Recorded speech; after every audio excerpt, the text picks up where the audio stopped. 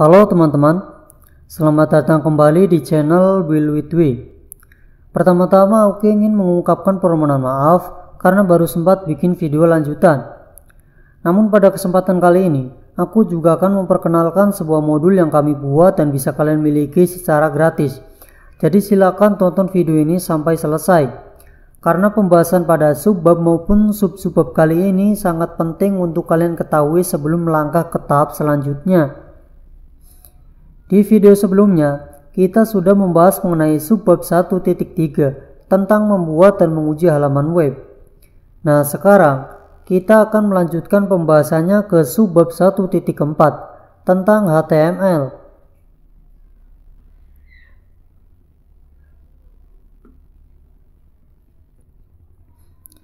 Pada kesempatan kali ini, kita juga sekalian akan membahas sub-subbab 1.4.1, 1.4.2 dan 1.4.3. Kalau di subbab sebelumnya kita sudah praktek sedikit mengenai penulisan sintak-sintak HTML, pada video kali ini kita akan banyak melakukan praktek dan memperjelas maksud-maksud dari setiap sintak HTML-nya. Teman-teman masih ingat tidak pembahasan pada bab 1, tepatnya pada video yang berjudul 1. Desain web statis dan HTML.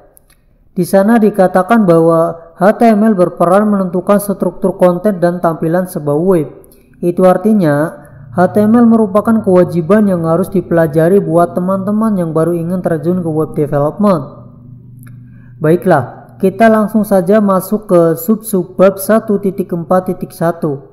lebih dekat dengan HTML. HTML dibuat oleh seseorang yang bernama Tim Berners-Lee ketika masih bekerja untuk CERN.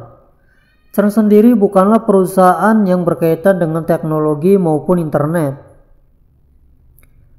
CERN adalah singkatan dari bahasa Prancis, Conseil Européen pour la Recherche Nucléaire. Mudah-mudahan aku nggak salah baca ya. Yang artinya, Komisi Eropa untuk Penelitian Fisika Nuklir. HTML dipopulerkan pertama kali oleh browser Mosaic. Selama awal tahun 90-an, HTML mengalami perkembangan yang sangat pesat. Setiap pengembangan HTML pasti akan menambahkan kemampuan dan fasilitas yang lebih baik daripada versi yang sebelumnya. Namun perkembangan yang pesat tersebut tidak sampai merubah cara kerja HTML. Untuk melihat perkembangan HTML dari awal sampai sekarang, teman-teman bisa kunjungi laman Wikipedia-nya di https://n.wikipedia.org/wiki-html.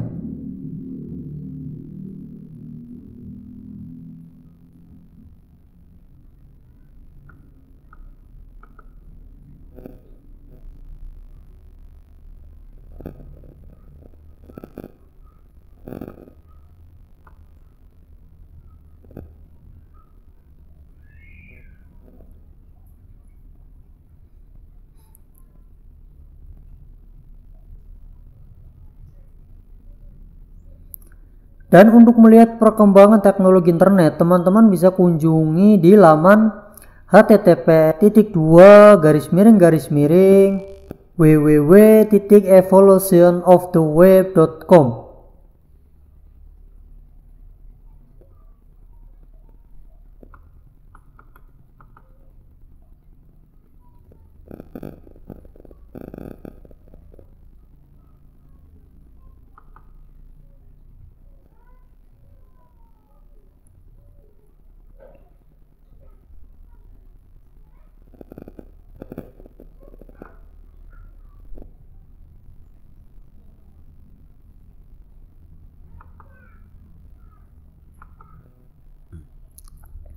Sebuah dokumen atau file HTML agar dapat dibaca langsung oleh web browser disimpan dalam ekstensi .htm atau .html.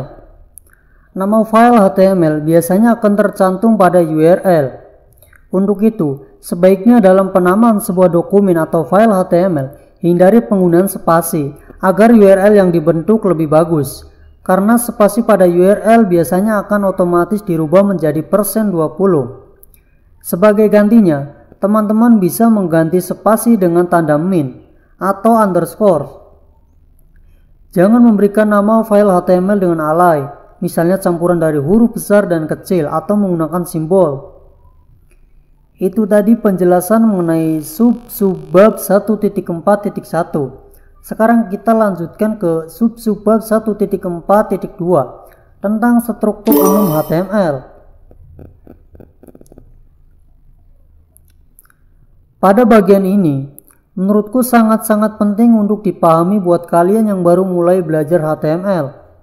Sebelum kita lanjut ke pembahasan inti, yaitu di subbab 1.4.3 tentang mengenal tag dan atribut HTML. Sekali lagi aku katakan bahwa bagian ini sangat penting untuk dipahami. Baiklah, kita lanjutkan pembahasannya. Struktur umum file HTML dengan bahasa HTML yang pertama.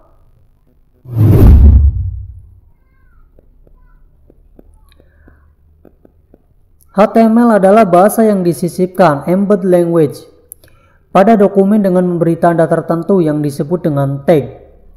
Tag merupakan aturan penulisan kode yang ditulis dengan diawali tanda lebih kecil dan diakhiri dengan tanda lebih besar. Contoh penerapannya seperti ini.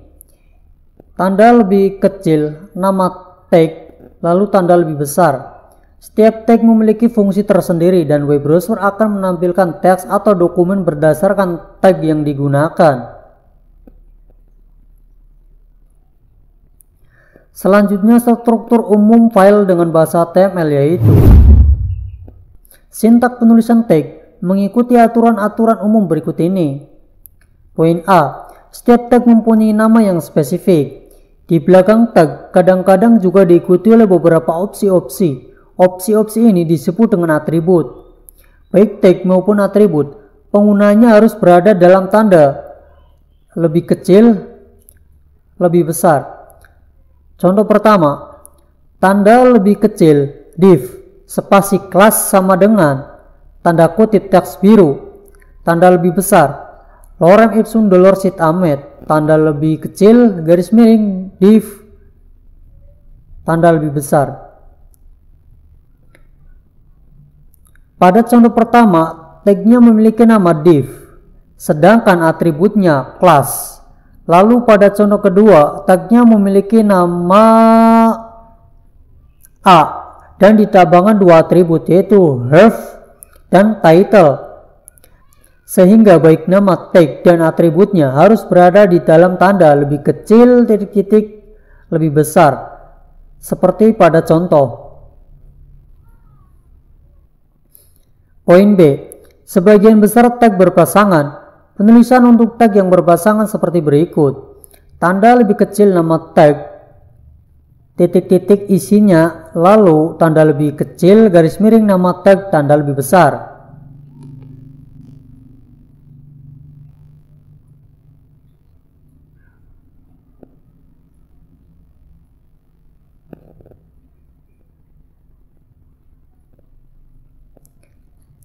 Contoh tag berpasangan bisa teman-teman lihat di layar ya.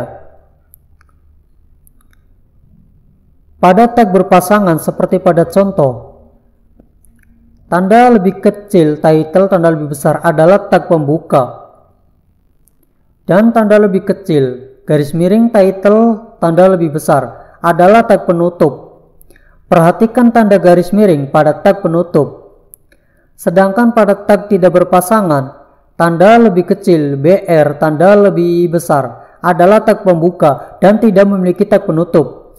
Begitupun dengan tag tanda lebih kecil, HR, tanda lebih besar yang tidak memiliki tag penutup.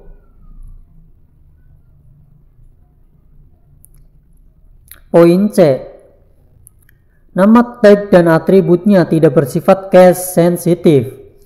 Penulisan tanda lebih kecil, div, tanda lebih besar, lorem ipsum dolor sit amet, tanda lebih kecil garis miring div tanda lebih besar akan memberikan hasil yang sama dengan penulisan nama tag menggunakan huruf besar seperti tanda lebih kecil div tanda lebih besar lalu isinya lalu ditutup dengan tanda lebih kecil garis miring div tanda lebih besar. Poin D.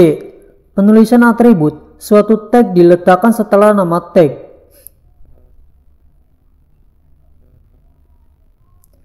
Jika ada lebih dari satu atribut, maka gunakan spasi untuk memisahkan. Urutan atribut tidaklah penting. Lihat contoh seperti pada di layar ya teman-teman.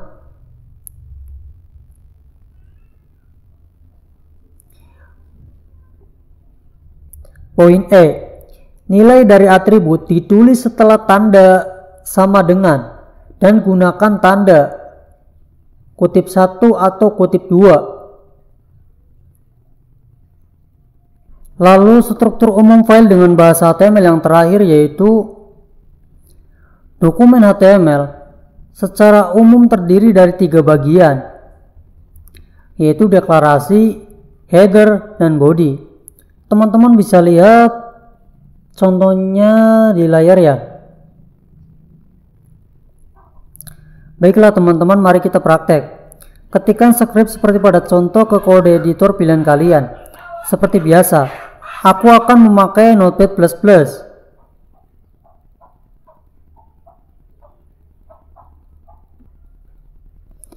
Kalau kalian menggunakan Notepad++, silakan klik menu File, lalu New. Jangan lupa tentukan bahasa apa yang kita pakai. Klik menu Language, lalu cari HTML.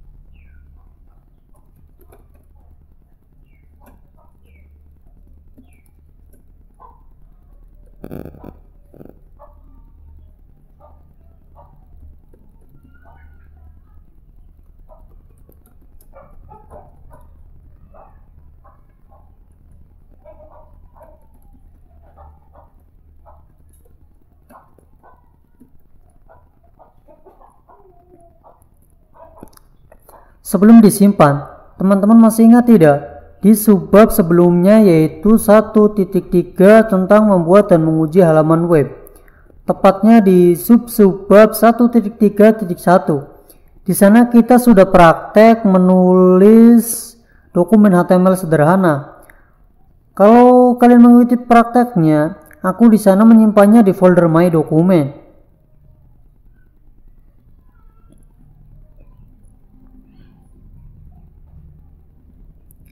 Lalu nama foldernya belajar web statis. Di dalamnya ada folder lagi yang bernama bab 1. Lalu subbab 1.3. Lalu subbab 1.3.1 dengan nama file html pertamaku.html. Silakan teman-teman rename folder yang bernama belajar web statis menjadi HTML.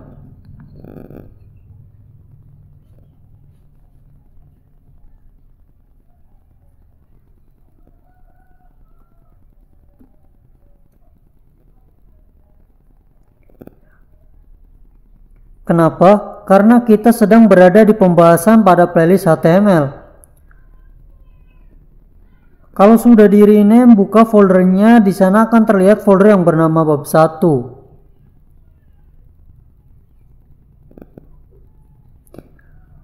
Buka folder bab 1,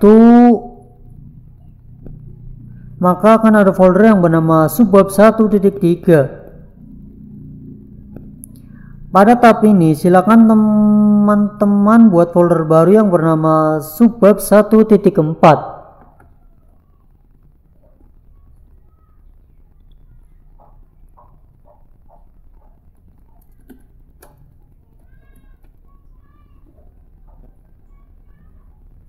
Kalau sudah, buka foldernya, kemudian buat folder baru yang bernama subbab 1.4.2.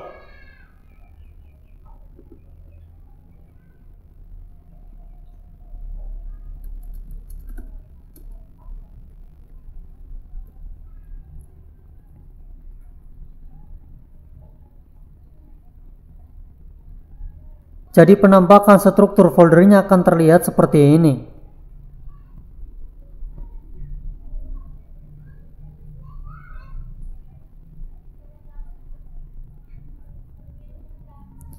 Nah, script yang tadi kita tulis akan disimpan di dalam folder subbab 1.4.2.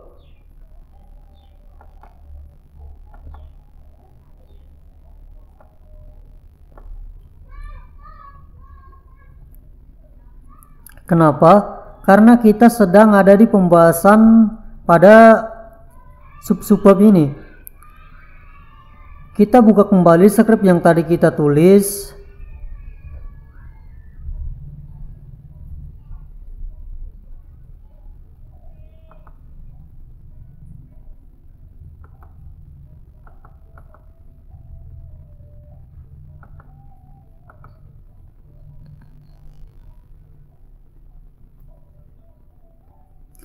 Lalu kita simpan dengan nama file dokumen utama.html. Klik file lalu save as.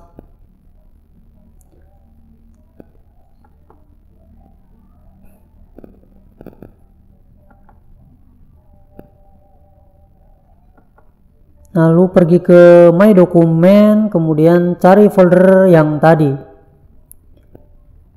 Subbab 1.4, subbab 1.4.2. Lalu kita ubah namanya menjadi dokumen min utama.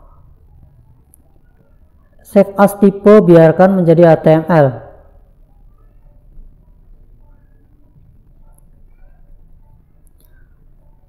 Kalau sudah, kita blok semua scriptnya. Teman-teman bisa tekan tombol perpaduan antara Ctrl plus A pada keyboard. Lalu kita copy dengan cara menekan tombol Ctrl plus C.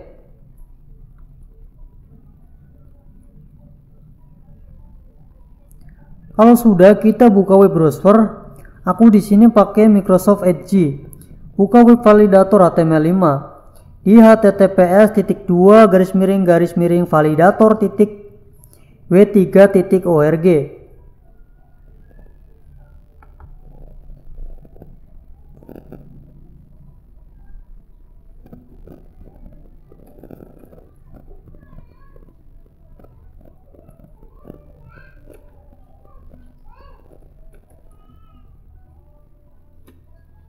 Kalau sudah terbuka websitenya, kita pastekan script tadi yang kita copy ke sini, validate by direct input.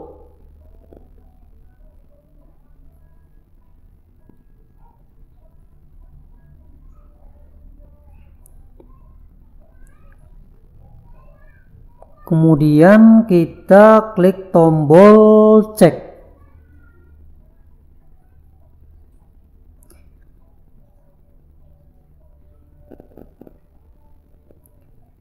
Kita lihat apa skripnya sudah sesuai dengan standar HTML5 apa belum.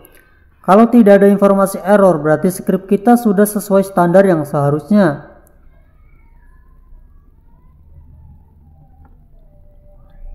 Dokumen checking complete, no error or warning to show. Ini berarti skrip kita sudah sesuai standar HTML5 ya teman-teman. Kalau teman-teman ingat saat praktek pada subbab 1.3.1, skripnya beda dengan skrip yang ini. Coba kita buka filenya, kemudian copy dan pastikan di web validator HTML5 ini. Apakah sudah sesuai standar HTML5 apa belum?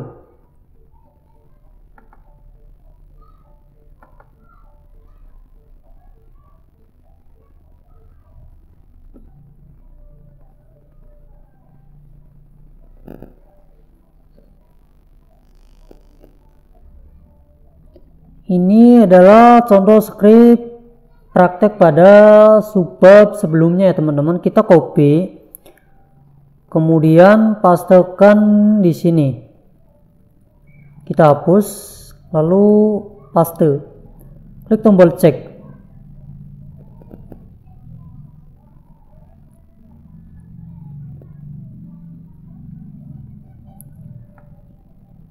Dan ternyata skripnya belum sesuai dengan standar HTML5. Lalu gimana cara membetulkan agar sesuai dengan standar HTML5? Teman-teman perhatikan informasi errornya. Kalau di sini pesannya yaitu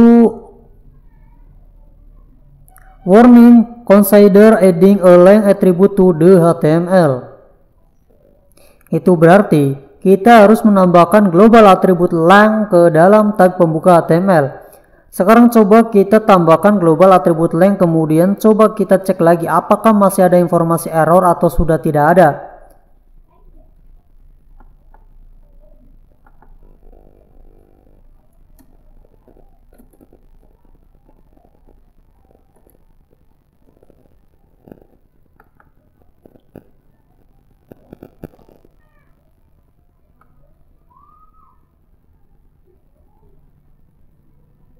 Dan ternyata sudah tidak ada. Itu berarti skrip kita sudah sesuai standar HTML5.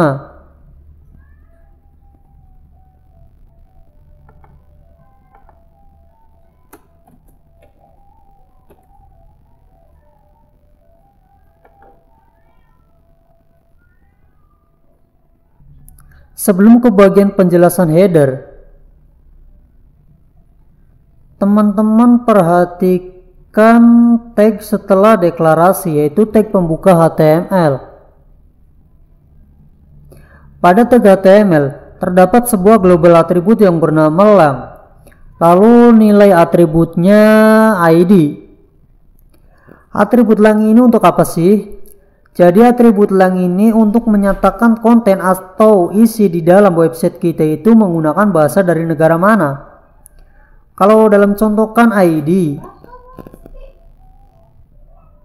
berarti kita menggunakan bahasa Indonesia.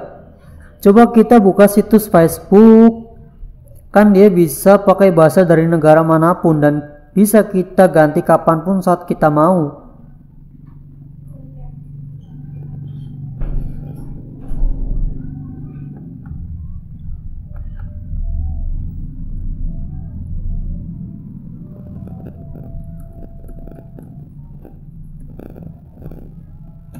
Seperti yang terlihat, ini adalah homepage Facebook.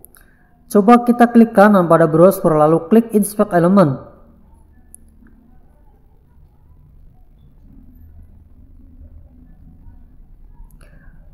Perhatikan di tag pembuka HTML.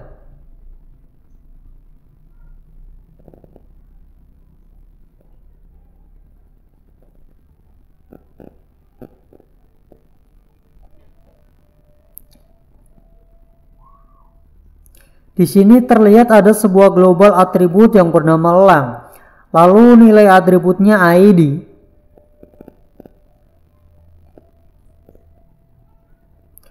Apa yang akan terjadi kalau aku ganti bahasanya ke bahasa Inggris? Kita buktikan ya. Agar konten Facebook berubah jadi bahasa Inggris, kita pilih dan klik English Use.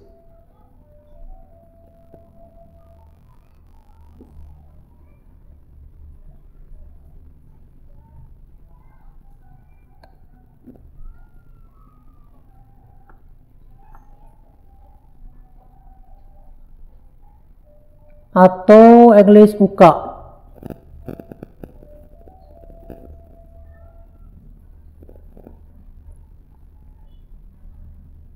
Terlihat sekarang Facebooknya berbahasa Inggris. Coba kita buka inspect elemennya lagi. Apakah global attribute length pada tag HTML nilainya berubah setelah kita ganti bahasanya ke bahasa Inggris? Bisa teman-teman lihat sendiri, yang tadinya nilai atribut length adalah ID, sekarang berubah menjadi N.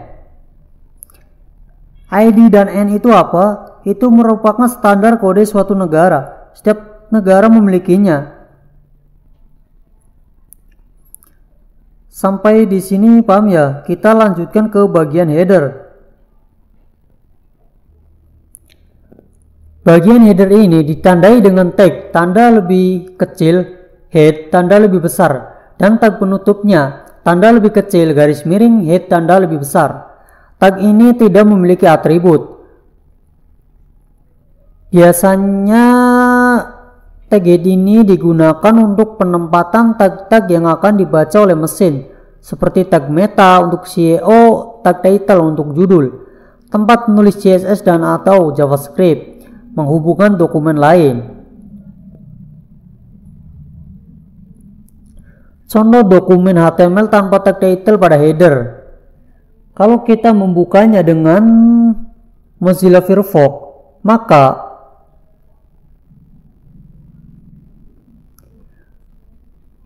pada judul tab, web browser akan menampilkan direktori keberadaan file, sedangkan pada Google Chrome akan menampilkan nama filenya. Selanjutnya kita ke bagian body. Body adalah bagian dari dokumen HTML, tempat di mana kita meletakkan konten atau isi dari dokumen. Bagian ini ditandai dengan tag tanda lebih kecil, body tanda lebih besar, dan tag penutupnya tanda lebih kecil, garis miring, body tanda lebih besar. Apapun yang berada di antara dua tanda ini disebut sebagai body content. Dokumen HTML yang paling sederhana mungkin hanya berisi sebaris atau dua baris teks saja tanpa format apapun. Pada dokumen HTML yang lebih kompleks, body content bisa berisi teks terformat seperti gambar, form, atau tabel, dan lainnya. Contoh dokumen HTML sederhana terlihat pada body content. Kita tidak menggunakan tag apapun, hanya langsung tulisan atau sebuah teks HTML ternyata mudah. Lalu ini adalah contoh dokumen HTML yang lebih kompleks ya teman-teman.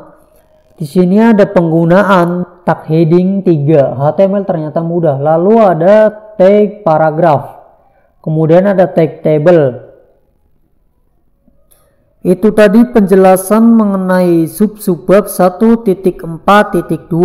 Sekarang kita lanjutkan ke sub-subbab 1.4.3 tentang mengenal tag dan atribut HTML.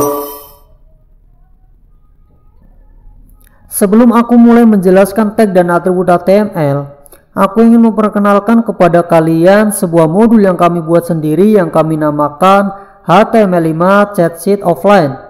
Dan mudah-mudahan pada inti pembelajaran di dalam setiap playlist yang ada di channel ini, kami bisa membuatkan modul serta memberikannya secara gratis untuk kalian sebagai pegangan kalian dalam belajar pemrograman web. Modul ini formatnya bukan PDF ataupun .x, melainkan web. Modul ini aku persembahkan untuk kalian yang mengikuti pembelajaran pemrograman web sejak awal hingga saat ini bersama Build with We. Adapun syarat-syarat untuk mendapatkan modul ini, diantaranya 1. Kalian wajib mensubscribe channel ini dan aktif men-like serta komen. Kedua, Screenshot bukti kalian sudah subscribe channel ini dan kirimkan juga nama subdomain web yang kalian buat sewaktu mengikuti pembelajaran pada subbab 1.3, tepatnya pada subbab 1.3.2 tentang membuat web di hosting. Ketiga, kirimkan screenshotnya ke nomor WhatsApp 08315822 798 dengan format sebagai berikut: nama, email, nama subdomain Infinity Free. Itu tadi syarat untuk mendapatkan modul HTML5 CC Offline. Sekarang mari kita lihat apa aja sih yang dibahas dalam modul ini dan kita juga akan mempraktekannya, oke? Oke teman-teman, setelah tadi sudah dijelaskan gimana cara untuk mendapatkan modul HTML5 CC Offline-nya, sekarang kita akan lihat gimana sih bentuk filenya. Setelah teman-teman menghubungi nomor WhatsApp aku, nanti aku akan kirim link downloadnya yang disimpan di cloud Google Drive. Nama filenya yaitu HTML5 CC Offline full zip. Jadi teman-teman perlu mengekstraknya. Ini adalah contoh file yang sudah di-download. Aku pindahkan ke folder My Document. Pertama kita akan mengekstraknya, klik kanan. Di sini aku akan menggunakan 7zip untuk mengekstraknya. Kalau teman-teman menggunakan WinRAR atau aplikasi semacamnya juga tidak masalah. Aku akan mengekstraknya di sini. Masukkan kata sandi. Nanti kata sandi akan diberitahu. Teman-teman tonton saja video ini sampai selesai. Oke.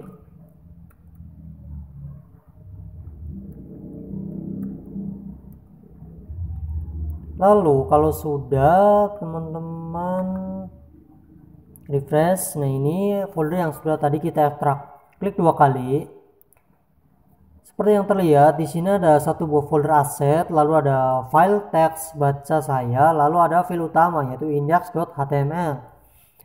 Seperti yang sudah diberitahu bahwa format modulnya itu bukan PDF atau .x melainkan web ya. Kalau teman-teman lihat di folder aset itu ada sebuah folder lagi. Yang pertama CSS, lalu image, kemudian multimedia. Kita akan lihat seperti apa sih modul HTML5 CC Offline-nya dan kenapa aku lebih memilih membuatnya dalam bentuk web. Kenapa bukan PDF atau .x? Klik 2 kali. Di sini aku membukanya menggunakan Microsoft Edge. Nah ini HTML5 CC Offline-nya sudah terlihat teman-teman ya. Kenapa aku lebih memilih membuatnya dalam bentuk web? Kenapa tidak PDF atau .x? Jadi contohnya seperti ini ya teman-teman.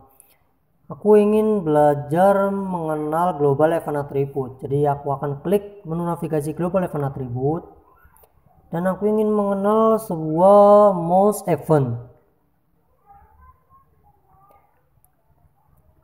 Di mouse event itu ada berbagai macam, ada on click, on double click. Di sini juga disertakan penjelasannya.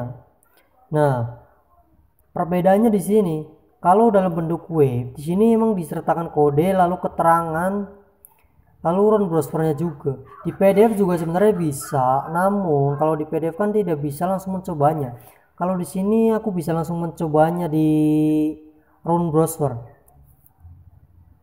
Jadi maksud dari kode ini, ketika tombol aturan main diklik itu akan muncul sebuah pesan pop up ya teman-teman.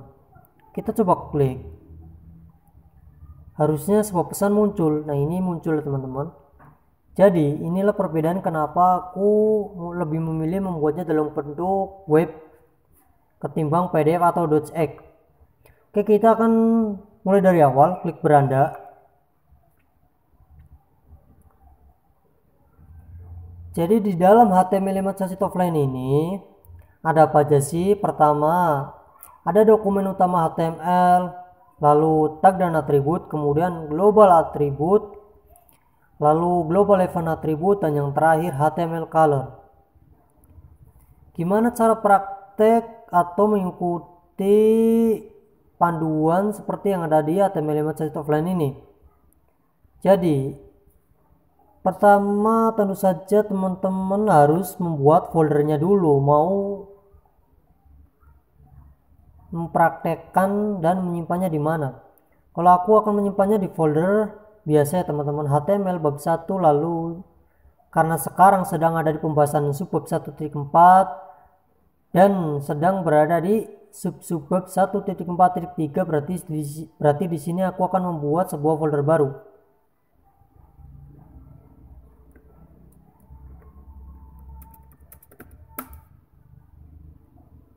Kalau sudah membuat foldernya, teman-teman buka kode editor pilihannya. Seperti biasa, aku di sini menggunakan Notepad++.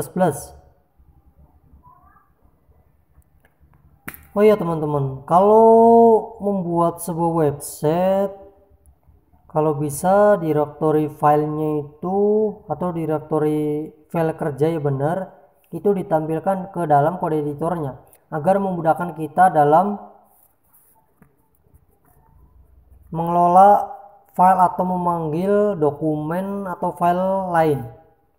Caranya kalau di Notepad++, klik file, lalu open folder as workspace. Lalu cari folder yang ingin kita tambahkan ke dalam lembar kerja Notepad++-nya. Berarti tadi di my dokumen, kemudian folder HTML, lalu klik OK. Maka harusnya akan tampil foldernya di bagian folder as workspace. Nah ini sudah terlihat ya teman-teman, ada HTML bab 1, subbab 1.3, subbab 1.4, dan ini subbab 1.4, subbab 1.4.3. Kita akan praktek dan menyimpan semua prakteknya di folder ini. Oke.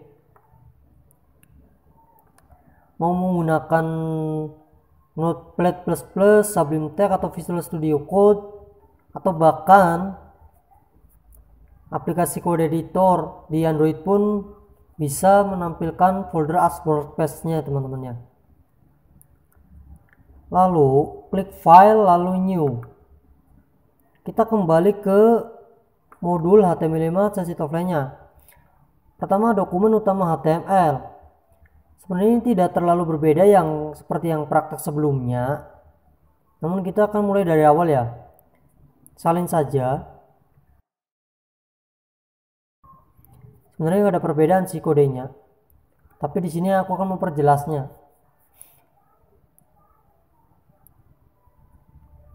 Tentukan bahasa yang kita pakai.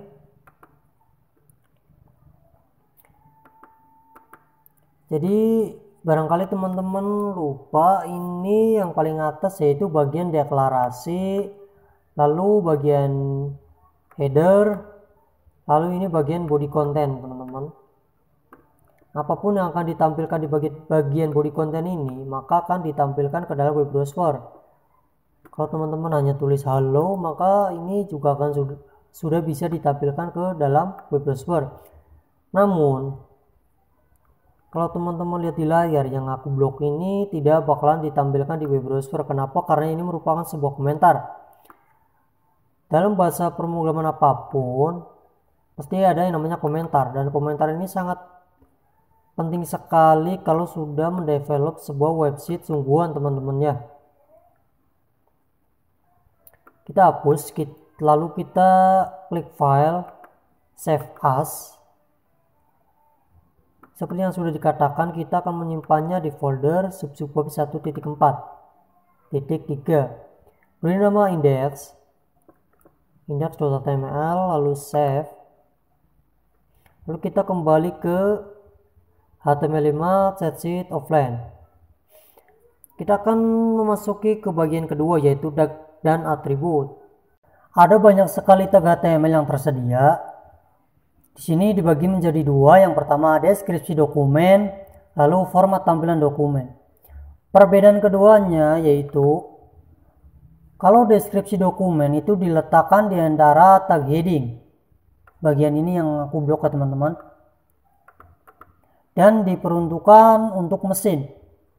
Bagian deskripsi dokumen tidak akan ditampilkan di bagian ini. Namun untuk tag title itu akan ditampilkan di atas sini di tab browser. Oke. Lalu untuk format tampilan dokumen itu diletakkan di antara tag body bagian ini.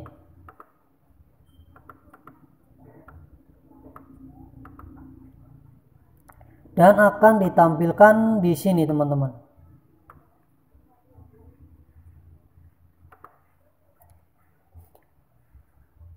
Kita ke deskripsi dokumen dulu.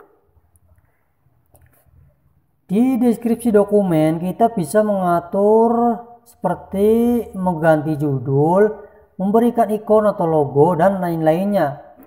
Kita ke pertama dulu, memberikan judul, tetapi di script kita sudah ada ini, title untitled dokumen. Jadi kita hanya perlu mengganti judulnya saja. Misal di sini aku akan menggantinya praktek HTML full. Lalu kita save, kita refresh script kita. Maka seperti yang sudah terlihat di sini sudah berubah ya teman-teman menjadi praktek HTML full. Nah, kalau teman-teman lihat di HTML5 set offline, ketika kita misal nih, aku mengklik navigasi dokumen utama HTML. Nah, di bagian title itu tidak berubah ya teman-teman. Lalu kita coba klik global attribute. Bagian titlenya itu tidak berubah. Sebenarnya ini bisa dirubah loh teman-teman. Seperti tadi, misal aku klik ini global event attribute, seharusnya ini otomatis menjadi misal global event attribute seperti itu teman. Itu namanya title dinamis, dan itu nanti akan kita buat kalau sudah nyampe di PHP ya teman-teman. Kita buat statis saja dulu ya. Jadi ya seperti ini. Saat misal aku klik HTML color, title-nya tidak berubah karena masih statis. Nanti kita juga akan membuatnya dinamis ya teman-teman. Saat kita klik menu navigasi apapun seperti judul berita dan lainnya itu bisa berubah-ubah di sini nih ya. Dan itu diterapkan hampir di semua website-website yang sudah ibaratnya mengudara ya teman-teman, atau sudah online. Karena ada kelebihannya sendiri kenapa kita harus menggunakan atau membuat title-nya itu menjadi dinamis ketimbang statis. Tapi itu nanti akan dijelaskan kalau sudah nyampe ke playlist PHP. Kita lanjut, tadi kita baru nyampe ke memberikan judul ya teman-teman. Lalu kita ke bagian bawahnya, memberikan ikon atau logo. Kalau teman-teman perhatikan di situs Facebook misalnya, dia kan di bagian samping kiri atas itu logo brand Facebooknya teman-teman ya. Teman-teman juga bisa menggantinya. Kalau di script kita kan seperti lembaran dokumen baru ya, ikon logo lembaran baru seperti ini. Nah, kita akan coba menggantinya. Pertama kita salin kodenya dulu, salin kode. Kalau sudah, di sini kode berhasil disalin, kita pastikan di dalam bagian head. Karena ini deskripsi dokumen ya teman-teman. Kita pastikan di atas tag title. Di sini kita save. Atau bisa tekan tombol perpaduan Ctrl plus S. Kita coba refresh. Nah, ini masih belum berubah. Kenapa? Karena di direktori subbab 1.43 ini kita atau tidak ada file yang bernama favicon.ico. Oke, di sini aku sudah menyiapkan favicon-nya. Ini kita pindahkan ke direktori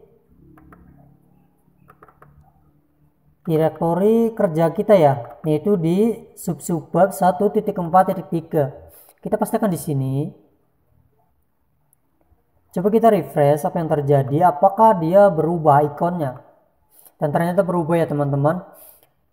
Ada yang perlu teman-teman ketahui, sebenarnya format dari gambar ikonnya ini atau favicon itu tidak mesti harus .ico, PNG juga bisa ya teman-teman, cuman aku memang lebih sering menggunakan format ico ketimbang PNG. Sekarang kita lanjut ke bagian di bawahnya, pengkodean karakter.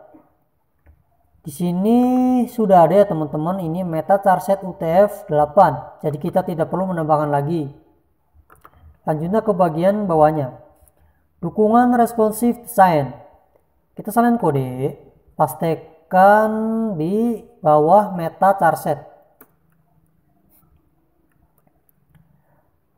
Jadi dukungan responsive design ini untuk apa sih? Jadi hampir semua website modern saat ini itu menerapkan responsive design ya teman-teman. Jadi ketika si websitenya dibuka di laptop atau PC atau smartphone yang ya layarnya lebih kecil kan ya, kalau smartphone itu layout websitenya itu menyesuaikan, jadi tidak berantakan ya teman-teman. Nah seperti itu. Tetapi walaupun teman-teman sudah menambahkan dukungan dukungan responsive design ke dalam websitenya, namun di CSS-nya tidak diatur, ya percuma saja. Layout tampilan websitenya tidak bakalan menyesuaikan. Nanti kalau sudah nyampe ke playlist CSS kita akan belajar itu ya. Selanjutnya ke bagian bawahnya, menambahkan CSS atau menautkan file CSS. Kita akan coba menambahkan file CSS dulu.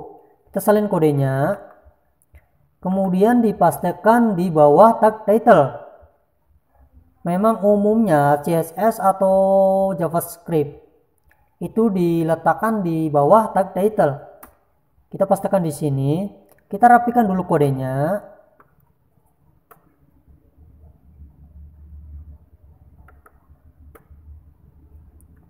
Kalau sudah kita save. Bagian yang saya blok ini merupakan komentar di dalam CSS.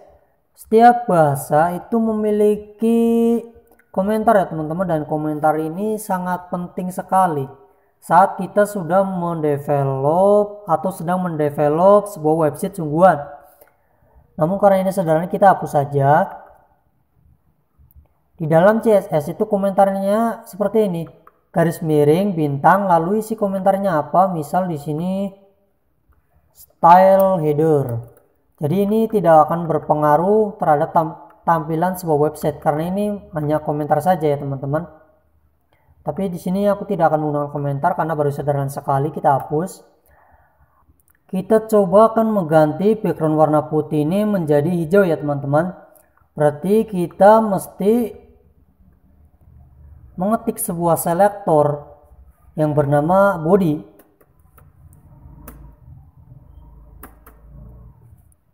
Lalu propertinya background color -2 green. Ada dua cara saat kita ingin menggunakan warna di dalam CSS atau ya HTML seperti itu. Pertama dengan menyebutkan warna dalam bahasa Inggris atau menggunakan hex color code. Teman-teman bisa lihat di HTML5 checkout offline di bagian HTML color. Di sini sudah ada contoh-contoh warna, mulai dari penyebutan warna dalam bahasa Inggrisnya, lalu di bawahnya ada hex color codes. Hanya sebanyak ini, tetapi itu bisa banyak lagi. Biasanya saat aku mendesain sebuah layout website itu aku menggunakan software lain kalau ingin menggunakan warna. Di sini aku menggunakannya software tambahannya teman-teman, namanya Colorpitch. Teman-teman bisa download di situs resminya. Teman-teman cari aja di Google, ada. Ini menurut saya sangat membantu sekali aplikasi Colorpitch ini. Tadi kita akan mengganti warna hijau ya teman-teman. Backgroundnya ini sudah kita save. Perlu teman-teman ketahui, nanti kita akan di CSS akan memperjelasnya, namun di sini saya akan mempersingkat saja. Bagian body ini disebut dengan selector. Lalu background color ini properties. Jadi kalau di dalam HTML bagian body ini disebut tag, lalu background color ini merupakan atributnya. Oke. Di dalam CSS itu penyebutannya beda. Bagian body ini disebut dengan selector. Bagian background color ini disebut dengan properties.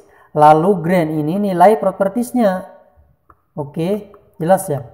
Coba kita simpan lalu kita refresh. Nah, sekarang backgroundnya sudah berubah menjadi warna hijau. Kita lanjut ke bagian selanjutnya. Menautkan file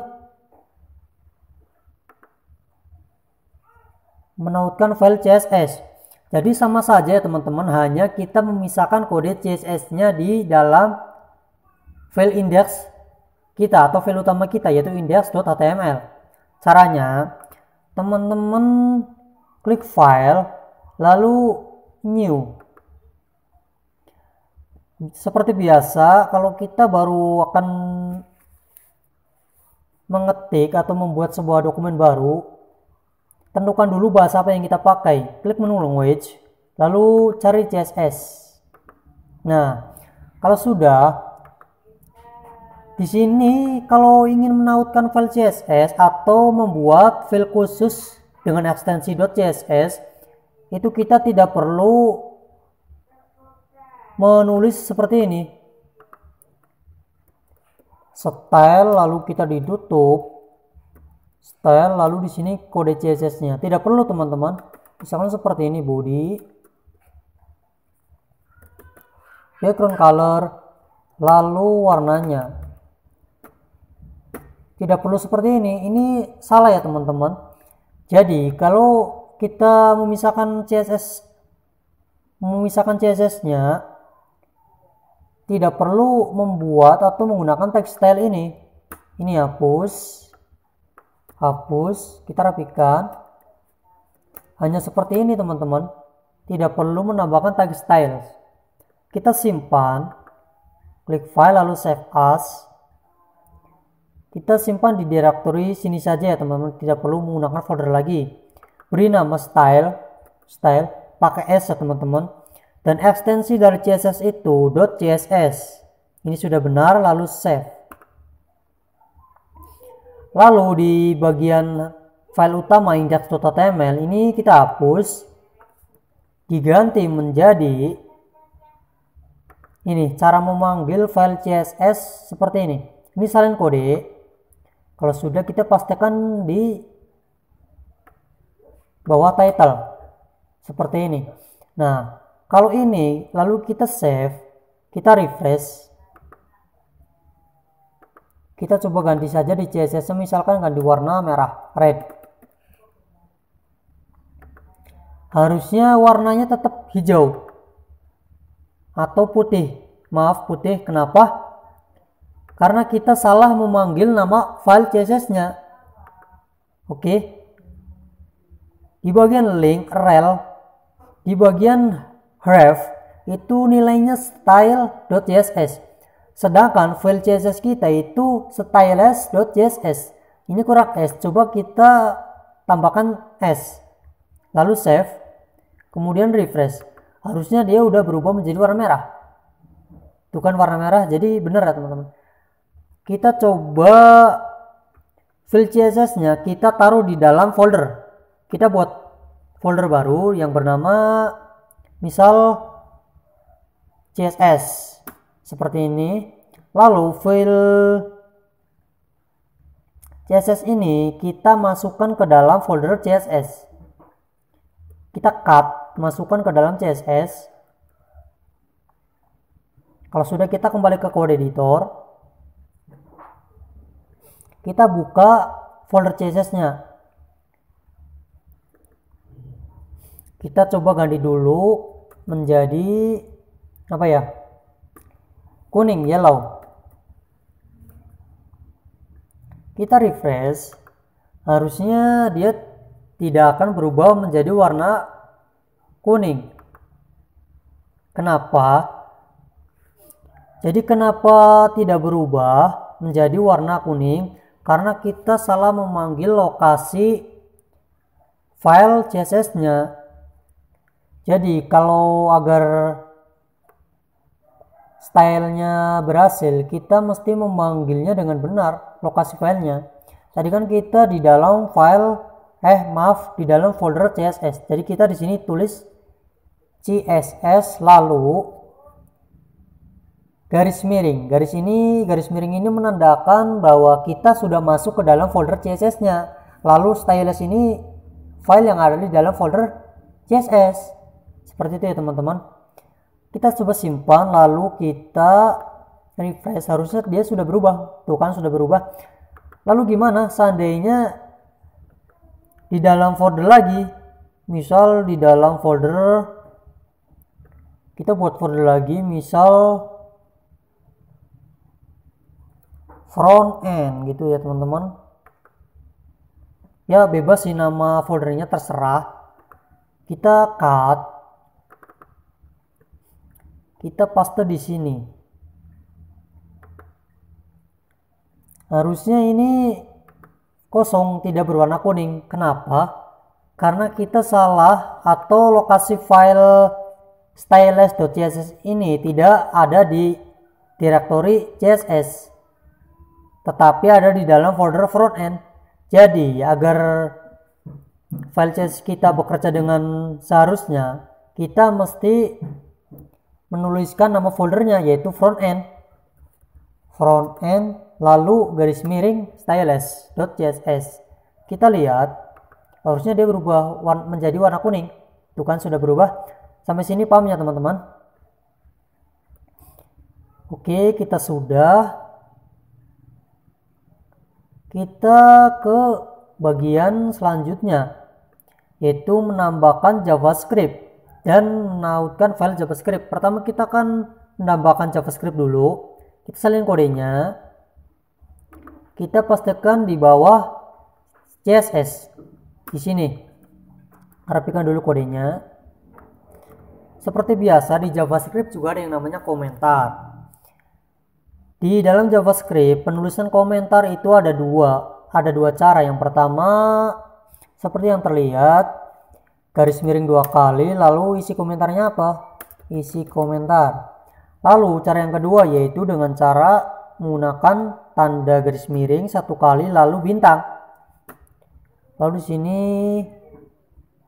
komentar 1, komentar 2 dan seterusnya. Jadi perbedaan antara penggunaan komentar garis miring 2 kali ini hanya cukup untuk 1 baris. Kalau kita di sini enter lalu di bawahnya menulis sebuah komentar, misal komentar ini, maka ini tidak termasuk bagian komentar di dalam JavaScript, dan ini akan menyebabkan file JavaScript kita error teman-teman. Kita hapus. Jadi kalau ingin ada 2 baris dan atau lebih dari 2 baris, kita harus menggunakan ini, garis miring tanda bintang, lalu ditutup dengan tanda bintang garis miring. Ini bebas, bisa untuk berapa baris pun bisa. Oke ya, paham ya? Sekali lagi bahwa komentar ini juga sangat penting saat kita sedang mendevelop sebuah website sungguhan. Jadi contohnya seperti ini ya teman-teman. Teman-teman saat ini sedang mendevelop sebuah website profile. Namun 1 bulan kemudian teman-teman cuti, tidak mengerjakan web profilnya. Nanti 1 bulan kemudian teman-teman akan mengerjakan lagi, maka akan teringat, oh iya, fungsi ini itu untuk apa? Misal ada fungsi login, oh berarti untuk login. Fungsi register berarti untuk daftar. Seperti itu. Nanti akan teringat kalau kita menambahkan sebuah komentar. Paham ya? Kita hapus. Kita coba akan menambahkan sebuah JavaScript. Jadi saat si website kita ini kita baru dibuka, dia akan menampilkan sebuah pesan, misal selamat datang gitu ya. Jadi kita perlu menambahkan sebuah global event attribute. Kita klik ke atas global event attribute. Lalu berarti kita akan menggunakan Windows event attribute yang bernama onload. Sini teman-teman bisa baca keterangannya dan fungsinya itu untuk apa. Kita berarti akan onload ya teman-teman. Contoh penggunanya ada di sini, yaitu di bagian body. Memang diletakkan di bagian body ya teman-teman, seperti ini. Onload, terus nama fungsinya apa? Function, yaitu selamat datang. Lalu di field JavaScript-nya ini kita salin bagian ini saja, onload sampai sini. Lalu diletakkan di tag body. Lalu kita salin JavaScript-nya di function-nya saja. Kita salin semuanya, atau kita salin semuanya saja, salin kode, lalu diletakkan di bawah file CSS. Kita rapikan kodenya. Nah, maksud dari selamat datang ini apa? Ini sebuah fungsi teman-teman. Nanti di JavaScript kita akan belajar ini. Namanya bebas, tidak harus selamat datang. Kita coba akan mengganti misalkan welcome. Lalu di sininya di onload ini juga mesti diganti, harus disamakan. Kalau beda maka sebuah pesannya tidak akan muncul. Sebuah pesan, hai pengunjung selamat datang, jangan lupa subscribe channel YouTube kami. Oke, dia tidak akan muncul. Jadi agar muncul di bagian onload ini kita ganti menjadi welcome. Coba kita refresh. Tuh kan ada sebuah pesan muncul, hai pengunjung selamat datang, jangan lupa subscribe channel YouTube kami, namanya Build with We. Oke, coba kita ganti, misalkan di function-nya itu diganti menjadi welcome bro gitu kan. Dia tidak akan muncul karena kita salah memanggil fungsi di bagian onload. Kalau kita sesuaikan atau fungsinya sama, yaitu welcome bro, maka pesannya akan muncul. Nah, kan benar. Lalu bagaimana kebalikannya? Misal di sini ganti welcome bro, bro gitu kan. Ini hanya contoh saja teman-teman. Maka seharusnya pesan tadi itu tidak akan muncul. Tuh kan, karena apa? Karena sebuah fungsi dengan nama welcome bro, bro ini tidak ada di JavaScript-nya. Jadi kalau supaya muncul, kita bisa mengganti di welcome bro menjadi welcome bro, bro, atau kita buat sebuah fungsi baru. Function welcome bro, bro.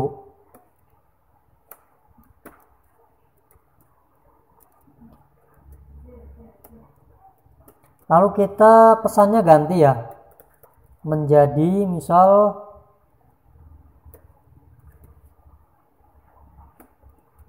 welcome to my website. Kita save, maka sebuah pesan akan muncul, welcome to my website. Paham ya sampai sini ya teman-teman? Nanti kita akan belajar JavaScript di playlist JavaScript-nya, bukan di sini. Kita selanjutnya akan menautkan file JavaScript. Seperti CSS sebelumnya, kita mesti membuat sebuah file baru. Klik file lalu new. Tentukan bahasa apa yang kita pakai, berarti JavaScript. Pilih JavaScript. Lalu kita tidak perlu menambahkan tag script seperti ini, tidak perlu. Kita hanya perlu membuat fungsinya atau langsung ke kode JavaScript-nya.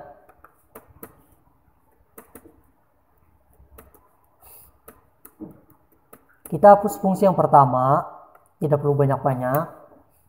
Coba kita pesannya ganti menjadi halo.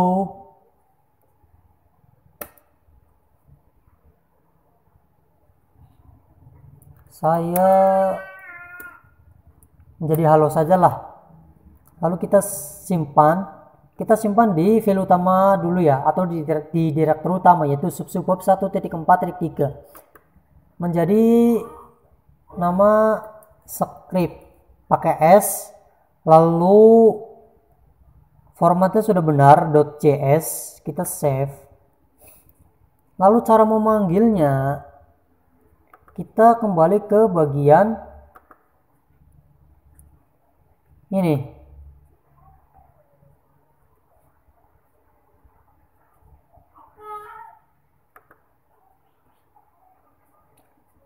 Salin kode yang ini. Oke, klik salin kode, lalu kode berhasil disalin, kita kembali ke file index HTML. Letakkan di sini teman-teman. Kalau kita simpan, seharusnya pesan halo itu tidak akan tampil. Kenapa? Karena kita salah memanggil nama filenya.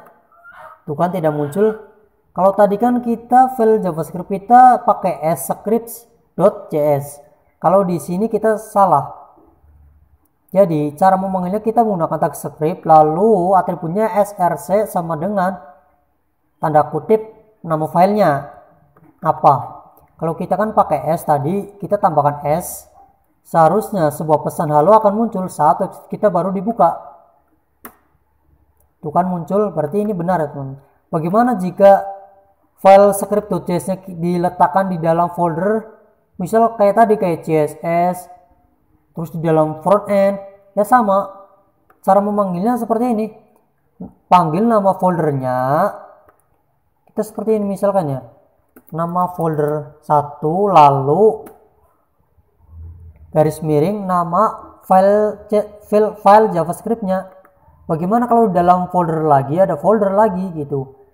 Misalkan nama folder 2. Ya kita tulis nama foldernya apa, lalu ditambahkan garis miring, lalu baru panggil nama file JavaScript-nya. Seperti itu teman-teman ya, mudah sekali kok. Kalau sudah, kita lanjut ke bagian selanjutnya, yaitu bagian SEO. SEO ini sangat luas sekali ya teman-teman, dan ini dasar dari SEO. SEO itu apa? SEO itu Search Engine Optimization. Jadi biasanya kalau agar website kita itu berada di puncak pencarian Google, misal teman-teman mencari sebuah, misalkan cara membuat website, maka salah satu artikel website kita atau website kita itu akan muncul di bagian page utama Google. Nah itu kita bisa mengotak-ngatik di bagian SEO. Bagian ini diletakkan, misal kita akan menambahkan ini dulu, meta description. Ini diletakkan boleh di sini, bagian meta sini, kita tambahkan di sini. Lalu kan ini bagian description. Terus kontennya apa isinya? Kalau aku kan ini channel YouTube yang membahas pembukaan web dan pendidikan komputer.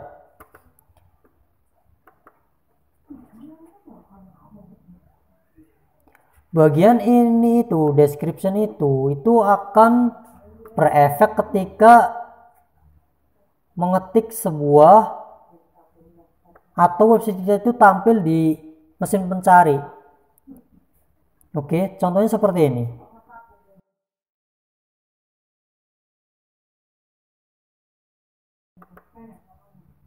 Kita saling kode dulu semuanya. Aku akan mencontohkan meta keyword ini. Misalnya teman-teman mengetik di Google, misal HTML, gitu kan. Maka website kita juga termasuk kan di sini ada HTML, maka bisa jadi saat teman-teman mengetik HTML terus enter, maka bisa jadi website kita akan masuk ke dalam mesin pencari itu, entah itu di page pertama, page kedua, atau page ketiga dan seterusnya. Seperti itu teman-teman.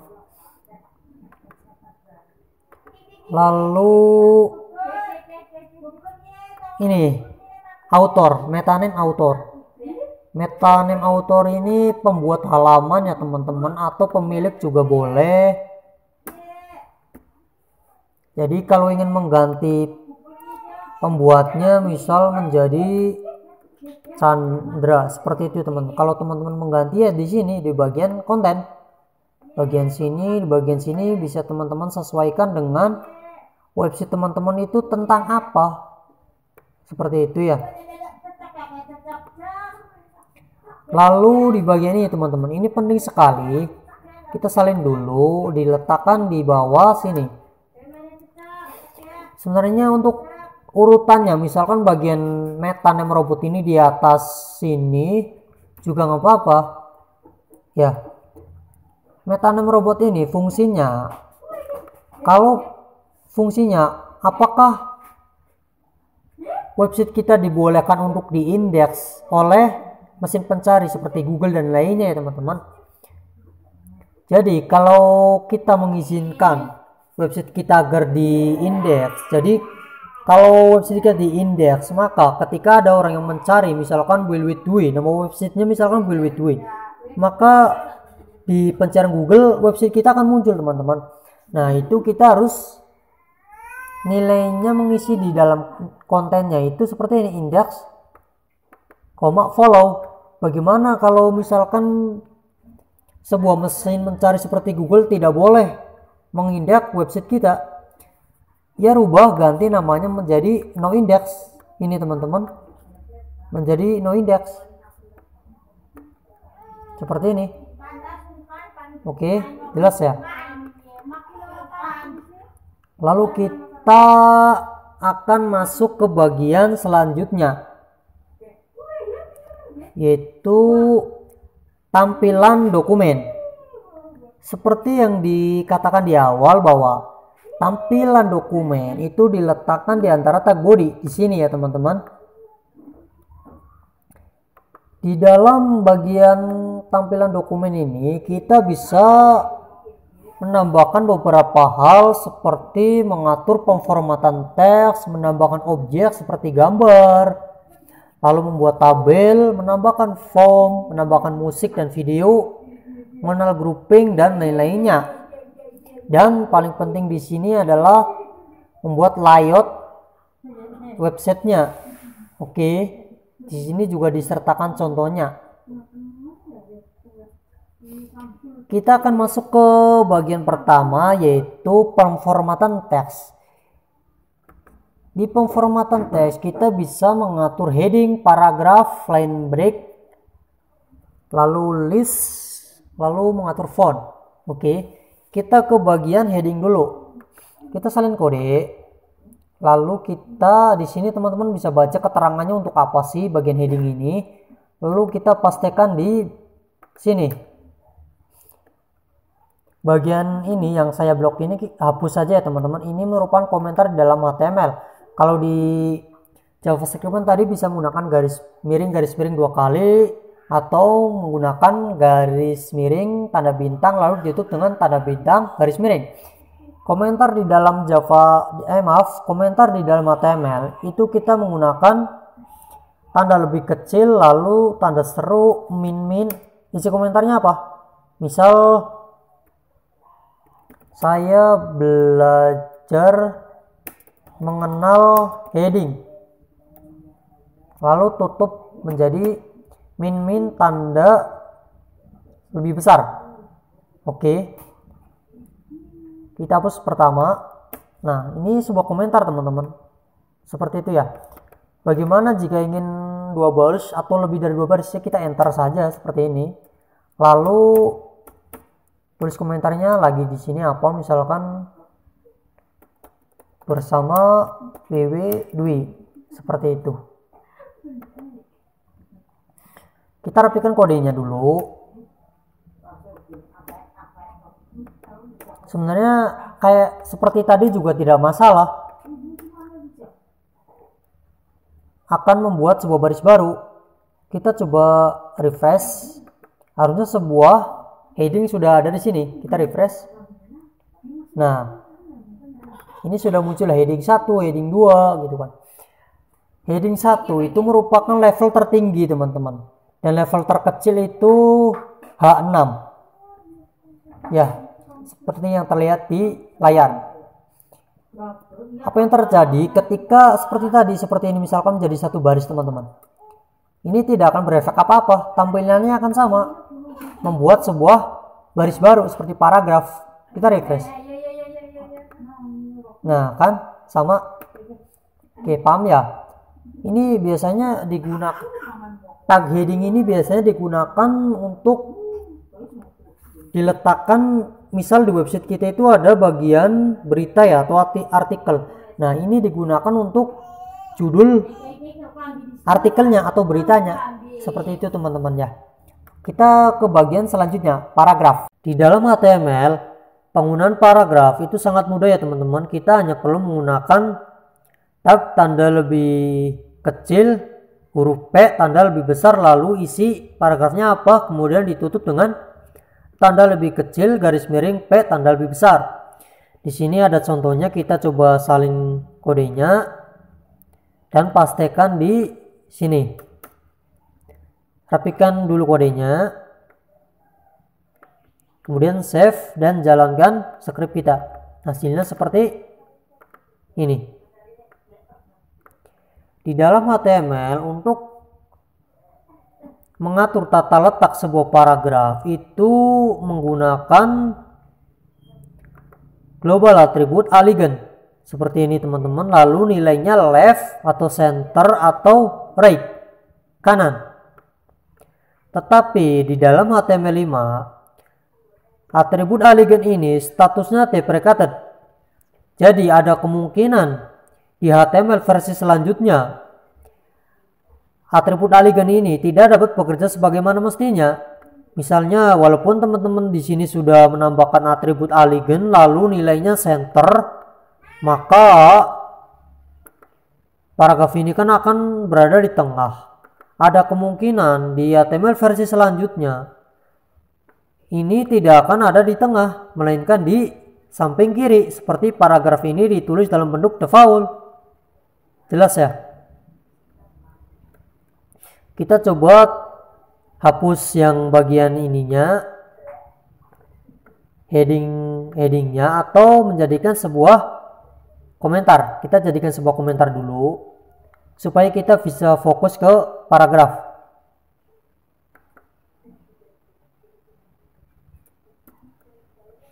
Kita jalankan script kita, harusnya heading ini tidak akan tampil. Nah kan, lalu bagaimana? Kita direkomendasikan menggunakan CSS. Di sini ada contohnya, kita salin contohnya, kemudian pastekan di bawah sini.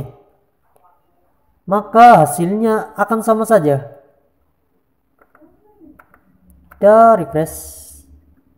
Nah kan, hasilnya sama saja teman-teman. Tidak ada perbedaan dengan menggunakan global attribute aligned. Di dalam CSS kita bisa menggunakan 3 cara. Kalau yang waktu penjelasan di awal kan kita sudah mencontohkan cara menambahkan CSS dan menautkan CSS. Kalau menambahkan CSS kan seperti ini. Style, kemudian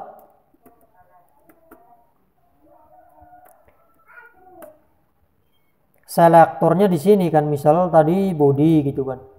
Lalu nilai, lalu propertiesnya apa, misalkan background, color, lalu nilainya apa, misal red gitu kan. Nah ini disebut dengan internal CSS. Lalu cara kedua yaitu dengan external CSS seperti ini. Kita memisahkan kode CSS dengan file utama kita yaitu index.html. Kemudian menautkan dengan cara menggunakan sebuah potongan kode seperti ini. Tanda lebih kecil link spasi rel sama dengan tanda kutip style set, tanda kutip lalu spasi half, lalu panggil nama file CSS-nya. Itu disebut dengan external CSS. Lalu cara ketiga untuk menggunakan CSS dinamakan dengan inline style. Seperti ini teman-teman. Kita menggunakan sebuah global attribute style lalu sama dengan tanda kutip propertiesnya apa. Kemudian nilai dari propertiesnya itu apa? Yaitu left kalau di sini ya teman-teman. Teman-teman pergi ke HTML5 CSS offline kemudian klik sebuah global attribute. Di sini sudah ada. Jadi global attribute itu apa? Global attribute itu sebuah atribut yang bisa digunakan oleh semua elemen atau tag HTML. Kalau teman-teman scroll ke bawah, maka akan menemukan sebuah style. Ini ada fungsinya untuk apa juga ada ya teman-teman. Jadi kita kembali ke tadi ke paragraf. Untuk menggunakan inline style, caranya mudah sekali ya teman-teman. Pertama teman-teman, misal aku di sini akan menggunakan sebuah tag H1. Lalu ingin menambahkan CSS dengan teknik inline style. Kita tulis sebuah global atributnya yaitu style. Lalu sama dengan tanda kutip propertiesnya apa? Misal aku ingin heading satunya itu semacam ada backgroundnya warna kuning ya teman. Jadi aku di sini tulis menjadi background color titik 2 lalu nilai propertiesnya apa? Misal yellow. Kemudian ditutup tanda lebih. Isinya apa? Misal hello. Kemudian ditutup dengan tanda lebih kecil garis miring H1 tanda lebih besar. Kalau kita jalankan maka maaf teman-teman, kita ganti menjadi ini nilai propertiesnya menjadi red warna merah. Kalau kita jalankan maka dia heading satunya akan ada warna background merahnya teman-teman ya. Jadi itulah cara menggunakan inline style, mudah sekali ya teman-teman. Hanya saja kalau aku pribadi tidak merekomendasikan menggunakan seperti ini ya teman-teman. Karena ini akan membuat kode kita menjadi panjang seperti ini. Jadi aku lebih merekomendasikan cara yang ini, yaitu menggunakan eksternal atau internal CSS. Jadi kita memisahkan HTML dengan CSS-nya. Untuk menggunakan ini, kita coba salin kode ini. Kita pastikan di bawahnya. Nah, kan seperti ini. Maka kalau dijalankan, ya tidak akan bekerja sebagaimana mestinya. Ini akan seperti ini hasilnya. Gitu ya. Kenapa? Karena di dalam file CSS kita itu tidak ada sebuah selektor yang bernama teks kiri, teks tengah, dan teks kanan. Jadi caranya agar si paragraf ini berada di sebelah kiri, paragraf ini berada di tengah, lalu paragraf yang aku blok ini berada di kanan, maka kita perlu menambahkan sebuah selektor yang bernama teks kiri, lalu propertiesnya teks align sama seperti tadi ya teman-teman, sama seperti ini nilainya gitu kan, left. Kemudian kita buat lagi tag di sini, maaf namanya apa sih ya, bener menggunakan K ya teman, bukan X. Jadi di sini K teks kiri, kemudian teks tengah, lalu propertiesnya apa, yaitu teks align titik 2 center, kemudian satu lagi teks kanan, propertiesnya teks align Titik 2 nilai propertiesnya array. Maka saat teman-teman menjalankan skripnya, hasilnya ini akan berada di kiri, lalu yang ini akan berada di tengah, kemudian paragraf ini akan berada di sebelah kanan. Hasilnya seperti ini. Kita refresh. Nah kan sudah berhasil ya teman-teman. Oke, jadi ini tuh apa? Kelas ini apa? Ini kelas ini termasuk ke dalam global atribut. Tadi sudah dijelaskan teman-teman, global atribut itu fungsinya untuk apa? Lalu diisi dengan selektor CSS-nya. Gitu teman-teman. Sangat mudah. Kita lanjut ke bagian bawahnya, yaitu line break. Line break ini akan membuat sebuah baris baru tanpa memberi ruang kosong seperti tag paragraf ya teman-teman. Nah, di sini juga ada contohnya di run browser ya teman-teman. Ini menggunakan line break, kemudian ini paragraf. Di dalam HTML untuk penggunaan line break itu digunakan sebuah tag yang bernama BR, tanda lebih kecil, BR tanda lebih besar. Seperti ini yang aku blok ini. Kita coba salin kodenya, kemudian kita pastikan di sini. Kita hapus yang ini, kedua ini kita hapus atau dijadikan sebuah komentar. Jadikan sebuah komentar saja ya teman-teman. Saya belajar mengenal paragraf. Kemudian tutup min tanda lebih besar. Maaf, kan tadi kita akan menutupnya. Berarti di sini min tanda lebih besar. Jadi yang akan tampil hanya paragraf yang ini, yang menggunakan ini external CSS. Kita sudah menambahkan sebuah contoh penggunaan line break, yaitu ini teman-teman yang aku blok ini. Coba kita simpan, kemudian script kita jalankan, refresh, maka di sini akan muncul hasilnya. Selamat datang di channel Build with Dwi.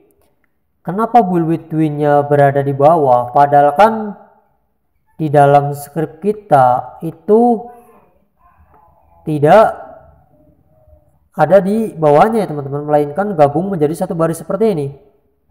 Ya karena kita menggunakan sebuah tag BR, line break ya teman-teman. Paham ya? Lalu ini juga sama. Ada penggunaan sebuah BR, tanda lebih kecil, BR tanda lebih besar, lalu isinya programming, tutorial, dan pendidikan komputer, maka ini akan berada di bawah ya teman-teman, bukan menjadi satu baris. Selamat datang di channel Build with Dwi, programming, tutorial, dan pendidikan komputer. Oke, jadi mudah dipahami teman-teman ya. Perbedaan dengan tag paragraf, kalau tag paragraf dia akan membuat seperti ada baris kosong seperti ini teman-teman. Kalau line break atau BR itu tidak ada seperti ini. Oke, lalu kita masuk ke bagian bawahnya, yaitu menambahkan list atau membuat list. List ini biasanya akan sering kita pakai nantinya ya teman-teman. Jadi teman-teman bisa dipahami seperti di contohnya. Untuk membuat list di dalam HTML itu terbagi menjadi 3, yaitu ordered list, unordered list, lalu yang ketiga ini definition list. Aku akan coba kita copy paste saja dulu, yaitu salin kode. Kalau sudah kode berhasil disalin, berarti kita tinggal pastikan ke dalam script utama kita. Kita pastikan di sini, rapikan kodenya, maka hasilnya akan seperti ini teman-teman. daftar program keahlian SMK, lalu daftar program ekstrakurikuler SMK. Perbedaan yang ini dan dengan yang ini itu terletak di isi listnya itu apa. Ini yang kalau yang pertama kan 1 titik gitu kan, rekayasa perangkat lunak, lalu 2 titik manajemen bisnis gitu kan. Sedangkan di contoh kedua A titik OSIS, B titik pramuka, yaitu perbedaannya penggunaan tipe listnya. Kalau yang pertama kan 1, 2 huruf number ya teman-teman, angka. Kalau contoh kedua ini menggunakan huruf. Di sini juga sudah ada penjelasannya teman-teman ya. Atau tipe-tipenya itu apa? Kalau yang ordered list ini tipenya bisa angka berurutan atau menggunakan Romawi besar, Romawi kecil, dan abjad huruf kecil dan besar, teman-teman. Di sini juga sudah ada. Kemudian kita lanjut ke yang kedua, unordered list.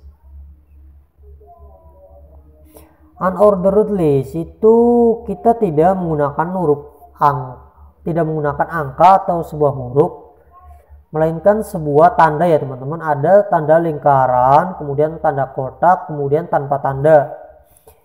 Kita salin kodenya dulu, salin kode, lalu pastekan di bawah sini.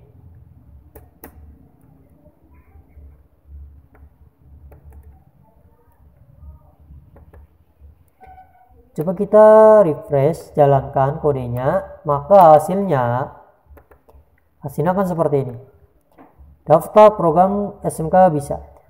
Gimana kalau tipenya kita ganti menjadi, tadi kan kalau di HTML5 ada ya teman-teman tipenya itu apa aja.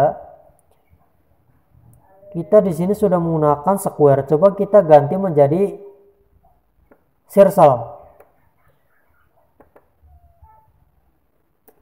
Kita hapus di sini, kita ganti circle, kemudian simpan, kemudian refresh. Maka hasilnya seperti ini teman-teman. Oke, sebuah lingkarannya. Mudah ya?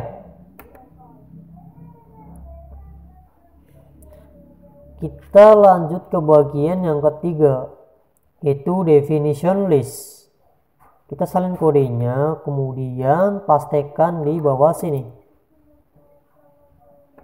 Rapikan kodenya.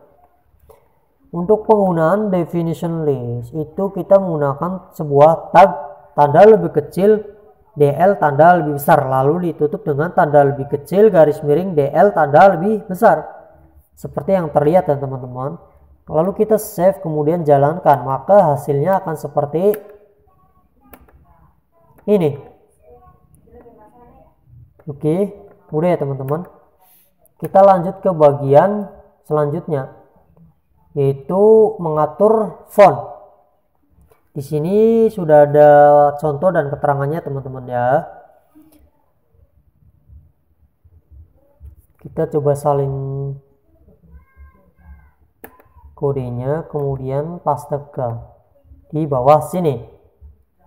Rapikan dulu kodenya, kemudian simpan dan jalankan skrip utama kita. Maka hasilnya akan seperti ini. Tetapi di dalam HTML5 tag font ini masuk ke dalam daftar deprecated. Tadi sudah dijelaskan deprecated itu apa ya teman-teman. Maka di sini lebih direkomendasikan menggunakan CSS seperti tadi. Kita bisa menggunakan inline style seperti ini atau menggunakan external style seperti ini. Ya, teman-teman bisa pilih mau apa. Kalau kita coba contohkan atau coba kita copy paste kemudian jalankan, maka hasilnya akan sama saja teman-teman. Coba kita simpan kemudian refresh skrip utama kita. Maka hasilnya dia akan sama saja seperti ini tuh kan. HTML itu mudah, HTML itu mudah. Oke. Paham ya teman-teman, hasilnya akan sama saja. atau kita menggunakan yang ini, external CSS. Kita copy, kemudian pastekan di sini, rapikan dulu kodenya. Maka saat dijalankan dia tidak akan seperti keinginan kita. HTML itu mudah, HTML itu mudah, HTML itu mudah. Kenapa? Karena di dalam external CSS kita atau file CSS kita itu tidak ada sebuah selektor yang bernama fs16, fs-24, fs-48 gitu kan. Jadi langkah yang pertama, kita mesti menambahkan sebuah selektor yang bernama fs-16 di dalam file CSS kita. Sini fs-16, lalu propertiesnya di sini sudah ada ya teman-teman. Ini font size 16, kita copy saja kemudian pastekan di sini gitu ya. Kemudian tadi ada, kita harus membuat fs min berapa ya tadi, 24 dan 48. 24, kemudian propertiesnya font size karena kita akan mengatur ukuran teks, sebuah teks ya teman-teman, yaitu nilai propertiesnya 24 px pixel. Kemudian satu lagi fs-48, kemudian propertiesnya font size, nilai propertiesnya 48 px. Untuk nama selektornya ini bebas ya teman-teman, asalkan kita memanggilnya dengan benar di sininya. Oke, kalau kita jalankan maka hasilnya akan seperti ini ya teman-teman. Sama ya, hampir sama dengan yang ini. Hanya saja kalau yang bagian yang aku blok ini kan warna merah, berarti kita mesti menambahkan properties color di sini. fs min 48 ya teman-teman. Di propertiesnya kita menggunakan color, lalu nilai propertiesnya red. Kita simpan, maka HTML itu mudah akan berubah menjadi warna merah seperti ini ya teman-teman. Lalu ini kok fontnya beda ya teman-teman. HTML mudah itu fontnya beda, hurufnya gitu teman-teman. Kita berarti perlu menambahkan sebuah properties yang bernama ini, font family. Oke, font family. Lalu nilainya apa? Kalau di sini itu chiller ya teman-teman. Ini kan chiller. Berarti kita di sini juga sama. Nilai propertiesnya chiller. Atau teman-teman bisa ganti yang sesuai keinginan teman-teman gitu kan. Kita simpan kemudian refresh script utama kita, maka hasilnya akan sama tuh kan. HTML itu mudah, HTML itu mudah. Oke, gampang ya. Lalu kita lanjut ke bagian selanjutnya, yaitu penambahan objek. Di bagian penambahan objek ini kita akan menambahkan sebuah garis horizontal dan juga gambar. Kita ke bagian horizontal line dulu. Untuk menambahkan garis horizontal di dalam HTML caranya sangat mudah sekali ya teman-teman. Kita hanya menggunakan sebuah tag HR. Tanda lebih kecil, HR tanda lebih besar. Sudah, itu aja, tanpa perlu tag penutup. Karena tag HR ini memang tidak memiliki tag penutupnya. Oke. Kita kembali ke code editor kita. Sekarang kita tambahkan tag HR di sini ya. Kita coba di sini HR. Lalu simpan kemudian refresh script kita. Hasilnya akan seperti ini teman-teman ya. Ada sebuah garis di atas daftar program kalian SMK bisa. Oke. Lalu kita coba tambahkan lagi di sini. Di sini ya HR-nya, bukan di bawah ini. Apa yang terjadi? HR, lalu simpan, kemudian jalankan script kita. Refresh. Hasilnya kan seperti ini. Ya, sama saja. Oke. Sekarang kita akan coba menambahkan tag HR lagi di sini ya teman-teman. Di atas HTML itu mudah. Oke. Berarti kita taruhnya di sini. Oke. Tanda lebih kecil HR, tanda lebih besar. Lalu kita simpan, kemudian refresh script kita. Maka sebuah garis horizontal akan muncul di sini. Oke. Kita kembali ke modul HTML5 CC offline. Untuk mengatur ketebalan garis maupun panjang garis dan letak garis, kita bisa menggunakan CSS seperti ini. Oke. Kita bisa menggunakan teknik inline style ataupun internal maupun eksternal style seperti waktu penjelasan di awal ya teman-teman. Silakan teman-teman baca saja lalu kemudian praktekkan. Kemudian kita akan ke bagian di bawahnya yaitu menambahkan gambar. Untuk menambahkan gambar kita menggunakan tag IMG, tanda lebih kecil, IMG tanda lebih besar. Oke. Kita salin kodenya saja yang ini, salin kode. Kalau sudah kode berhasil disalin, pastikan di sini. Ini tambahkan tag HR dulu ya, sebagai pemisah. Rapikan dulu kodenya, kemudian simpan dan jalankan script kita. Maka hasilnya sebuah gambar tidak akan muncul. Kenapa? Karena di direktori sub-sub 1.4.3 ini tidak ada gambar yang bernama ini window.png maupun macOS PNG dan Linux PNG. Jadi kita perlu menambahkan dulu sebuah gambar di sini lalu memanggilnya di bagian atribut src ini ya teman-teman. Oke. Aku sudah menyiapkan gambarnya.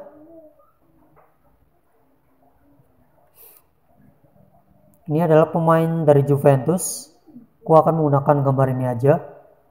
Kita salin ke dalam folder kerja kita. Di folder HTML bab 1 lalu subbab 1.4 kemudian subbab 1.4.3. Kita di sini saja dulu.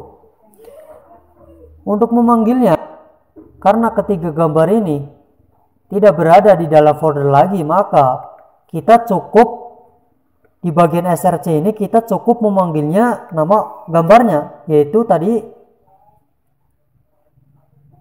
misal ini dulu di bala. Oke, kita tinggal tulis sini di bala. Lalu formatnya apa? Kalau gambar aku ini formatnya PNG. Kita tambahkan format ekstensinya di sini di bala.png. Kita simpan. Kemudian coba jalankan script utama kita. Maka hasilnya gambarnya akan muncul. Oke. Coba kita bagian ini juga ganti menjadi Higuain.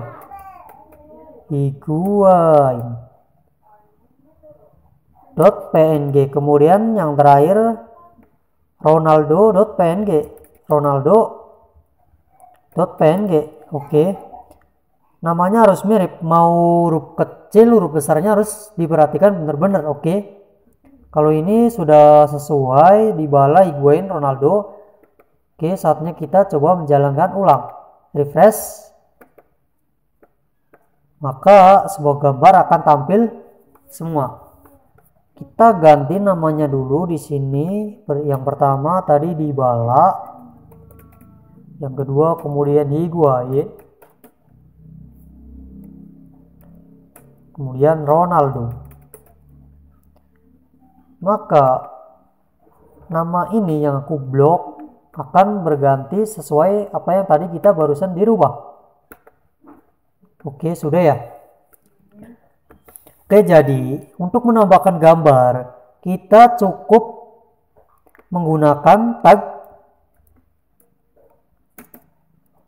tanda lebih kecil img kemudian spasi atributnya src sama dengan tanda kutip. Bagian src ini tempat untuk memanggil gambar kita. Bisa digambar bisa gambar yang berada di direktori kerja kita ataupun gambar dari internet.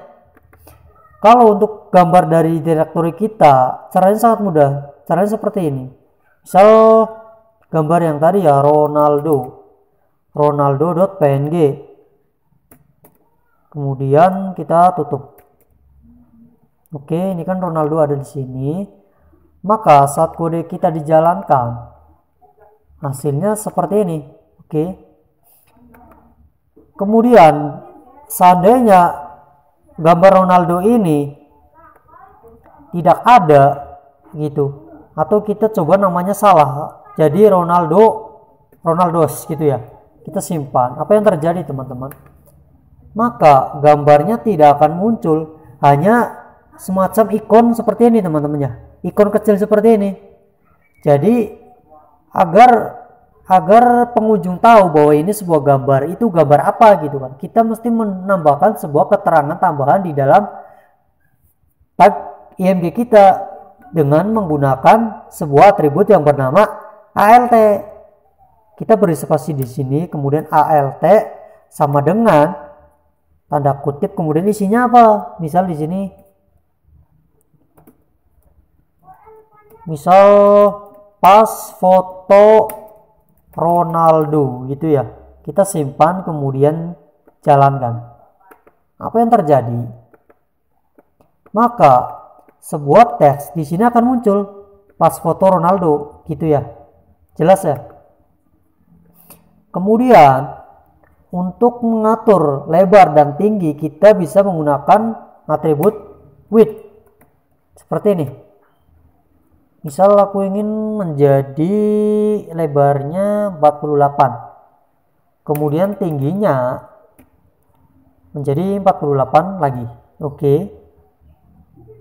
Kalau sudah kita simpan, kita coba jalankan, lalu perubahannya akan seperti ini. Kenapa belum muncul gambarnya? Ya karena sebuah file gambar bernama ronaldos.png ini tidak ada di direktori utama lembaga kerja kita gitu ya. Jadi kita hapus S-nya. Oke. Kemudian simpan dan jalankan, refresh ulang script kita. Lalu sebuah gambar maka di sini akan muncul. Dan keterangan yang tadi yang pas foto Ronaldo ini tidak akan tampil di sini ya. Kenapa? Karena gambarnya muncul atau ditemukan di direktori kita gitu ya, atau di direktori online gitu. Jadi nilai dari atribut alt ini tidak akan ditampilkan di sini, kecuali seandainya misalkan seperti tadi nama memanggil nama gambarnya salah atau lokasi gambarnya salah, maka gambarnya tidak akan tampil dan sebuah teks nilai dari atribut alt akan muncul, yaitu pas foto Ronaldo. Jelas ya? Oke.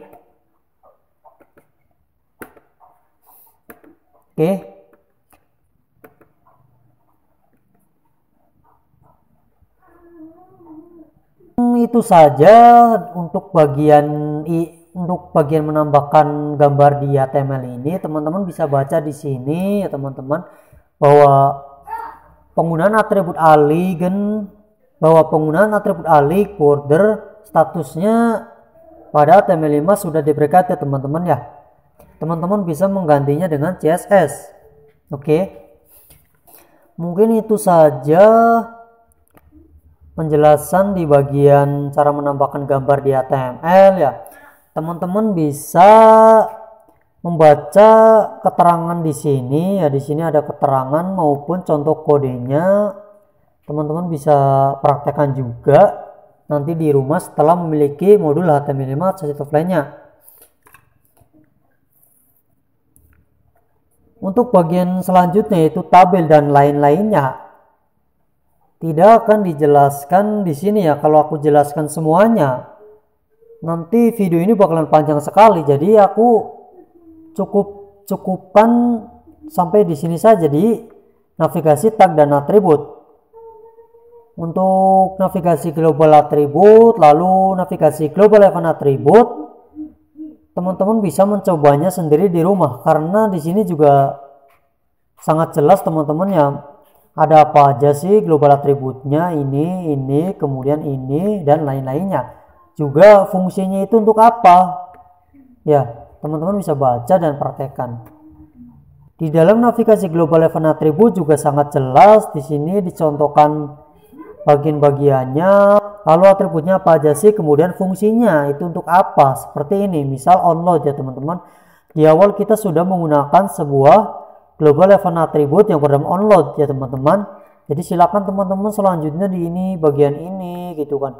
Di bawahnya teman-teman bisa praktekkan sendiri di rumah. Oke. Namun sebelum aku akhiri video ini, silakan teman-teman lihat pada bagian ini, format tampilan dokumen, kemudian ini contoh layout desain web. Oke. HTML layout ini apa sih? Jadi HTML layout ini untuk mempercantik sebuah tampilan website. Contohnya seperti ini teman-teman. Nah, ini adalah layout yang aku bikin, yang nanti akan aku tunjukkan gimana cara membuatnya pada video selanjutnya, tepatnya pada subbab 1.5. Oke, dengan teknik menggunakan tabel, lalu CSS float, kemudian CSS flexbox, CSS grid, dan CSS framework. Oke, nanti di sana aku akan tunjukkan gimana cara membuatnya dan kita akan praktek bersama-sama di sana ya. Oke.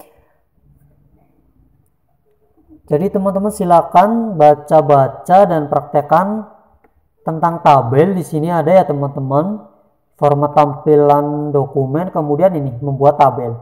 Oke. Lalu untuk membuat layout dengan teknik CSS float maupun CSS flexbox, CSS grid, dan CSS framework, kita menggunakan sebuah bagian tampilan dokumen yang bernama di sini mengenal grouping. Oke, yaitu tag division, tag div. Oke, maupun tag header, navigasi, section, asset, footer. Oke, dan artikel. Oke, sekali lagi bagi teman-teman yang ingin mendapatkan modul HTML5 chassis offline-nya, ini adalah syaratnya. Silakan teman-teman lengkapi syarat-syaratnya ya, lalu kirimkan ke nomor WhatsApp aku. Oke, mungkin cukup sekian video kali ini. Semoga bermanfaat. Jangan lupa subscribe dan praktekkan setelah mendapatkan HTML5 chassis offline-nya.